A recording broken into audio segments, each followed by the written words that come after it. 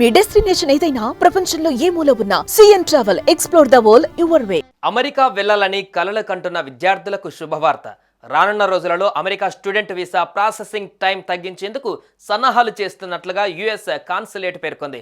Student వీసాల ఇంటర్వ్యూల కోసం వేచి ఉండే సమయం 10 రోజులకు మించకూడదన్నదే తమ లక్ష్యమని హైదరాబాద్లోని అమెరికా కాన్సులేట్లో కాన్సులర్ చీఫ్ రెబెకా డ్రామే తెలిపారు. విద్యార్థులకు వీసాలపైన ఎలాంటి పరిమితి లేదని, ఎంతమంది వచ్చినా స్వాగతిస్తామని ఆమె వెల్లడించారు. కాన్సులేట్ బృందంతో కలిసి ఆంధ్రప్రదేశ్లో తొలిసారి అధికారిక పర్యటన చేసిన కాన్సులర్ చీఫ్ రెబెకా డ్రామే ఈ వివరాలను తెలియజేశారు.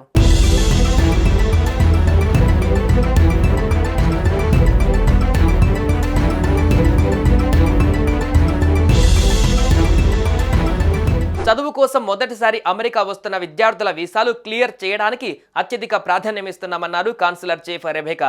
అమెరికా వచ్చే విద్యార్థుల భద్రతకు తమ ప్రభుత్వం అన్ని చర్యలు తీసుకుంటుందని, కానీ విద్యార్థులు ప్రమాదాలలో ఇతరత్ర కారణాలతో చనిపోయారని విన్నప్పుడు చాలా బాధ కలుగుతుందని ఆవేదన వ్యక్తం చేశారు.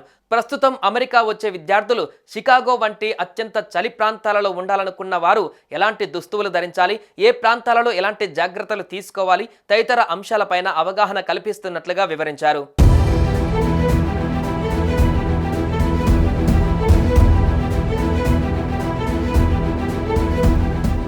విద్యార్థి వీసాలు ఇచ్చేది అమెరికాలో చదువుకోవడానికే.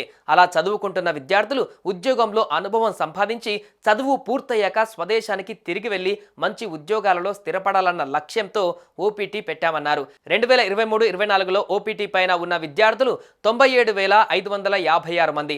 అంతకుముందు ఏడాది కంటే ఇది 41% ఎక్కువన్నారు. B1 బై B2 వీసాల ఇంటర్వ్యూల కోసం నిరీక్షణ సమయం 2021-22 నాటికి 4 ఏళ్లు ఉండేదని, ఇప్పుడు దాన్ని సంవత్సరానికి తగ్గించామన్నారు. రానున్న రోజులలో ఆ సమయం మరింత తగ్గించేందుకు ప్రయత్నిస్తున్నామని తెలిపారు.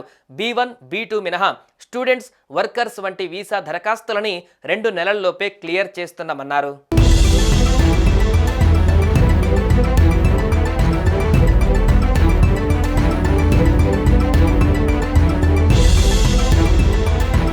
హైదరాబాద్లోని కాన్సులేట్లో ఇంగ్లీష్, తెలుగు క్షుణ్ణంగా తెలిసిన అనువాదకుల్ని నియమిస్తున్నట్లుగా హైదరాబాద్ కాన్సులర్ చీఫ్ రెబెకా డ్రామే తెలిపారు.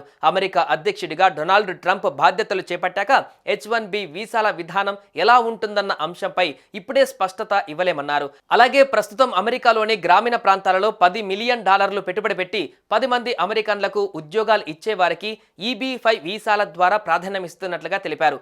అమెరికాలో ఎలా చదువుకోవాలి, మంచి యూనివర్సిటీని ఎలా ఎంచుకోవాలి, వీసాలకు ఎలా దరఖాస్తు చేయాలి వంటి అంశాలపై అవగాహన కల్పించేందుకు కాలేజీలలో అవుట్ రీచ్ ప్రోగ్రామ్స్ నిర్వహిస్తున్నట్లు వివరించారు.